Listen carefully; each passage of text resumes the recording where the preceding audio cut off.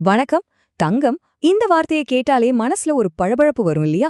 ஆனா இப்பல்லாம் தங்கத்தை விட அதோட விலை தான் ரொம்பவே பிரகாசமா மின்னிட்டு இருக்கு. ஏன் இப்படி தங்கத்தோட விலை ராக்கெட் வேகத்துல ஏறிட்டு இருக்கு? வாங்க, இந்த மர்மத்துக்கு பின்னால என்ன இருக்குன்னு கொஞ்சம் விரிவாக பார்க்கலாம். சரி, வாங்க விஷயத்துக்கு வருவோம். முதல்ல எல்லாரோட கவனத்தையும் ஈர்த்திருக்கிற இந்த நம்பரை பாருங்க.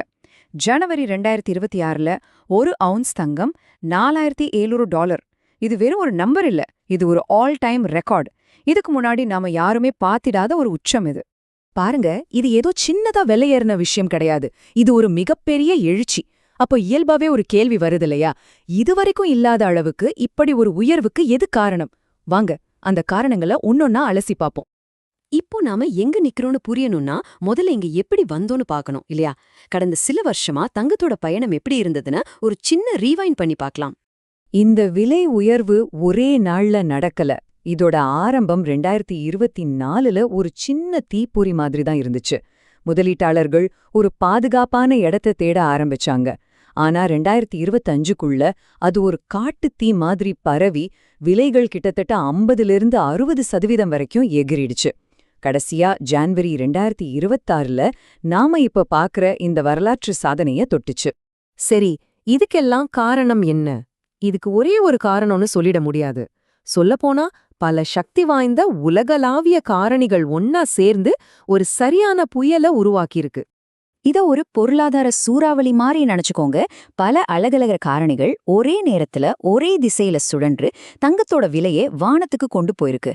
அப்படி என்னென்ன காரணிகள்னு ஒன்னொண்டா பார்க்கலாமா? முக்கியமா 3 விஷயங்கள் இந்த நிலைய உருவாக்கியிருக்கு. முதல் விஷயம், உலகம் முழுக்க இருக்கிற அரசியல் மற்றும் பொருளாதார குழப்பங்கள். இந்த மாதிரி நேரத்துல மக்கள் பணத்தை விட தங்கம் தான் பாதுகாப்புன்னு நினைக்கிறாங்க. 2வது, குறைஞ்ச வட்டி விகிதங்கள். பேங்க்ல பணத்தை போட்டா வட்டி சரியா வராதுன்னும் போது தங்கத்துல முதலீடு செய்யறது ஒரு நல்ல ஆப்ஷனா தெரியுது. கடைசியா, அமெரிக்கா டாலரோட மதிப்பு சரிஞ்சது. எப்பெல்லாம் டாலர் வீக் ஆகுதோ அப்பெல்லாம் மத்த நாட்டு முதலீட்டாளர்களுக்கு தங்கம் வாங்குறது சுலபமா இருக்கும். அதனால தேவை அதிகமாகி விலையும் அதிகமாகுது. ஆனா இது வெறும் பொருளாதார கணக்குகள் மட்டும் அல்ல.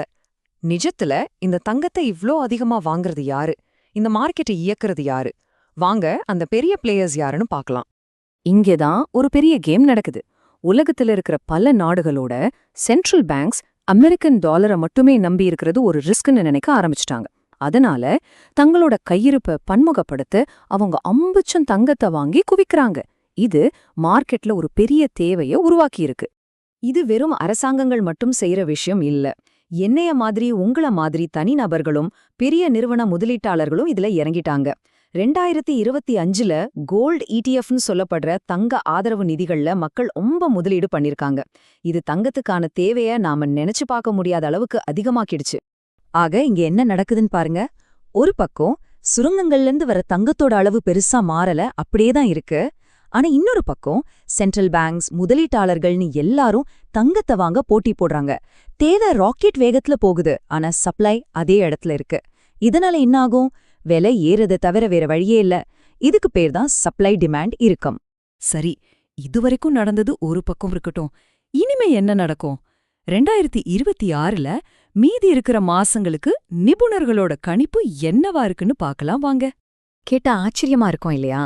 பல ஆய்வாளர்கள் தங்கத்தோட இந்த ஓட்டம் இன்னும் முடியலன்னு நம்புறாங்க.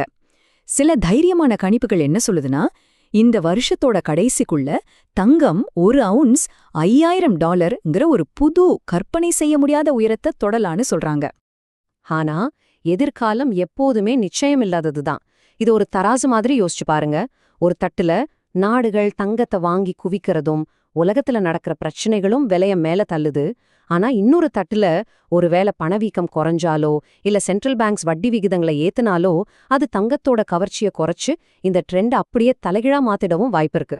சரி, இவ்ளோ விஷயங்கள் பார்த்தோம். இது எல்லாத்துல இருந்தும் நம்ம எடுத்துக்க வேண்டிய முக்கியமான பாயிண்ட்ஸ் என்ன?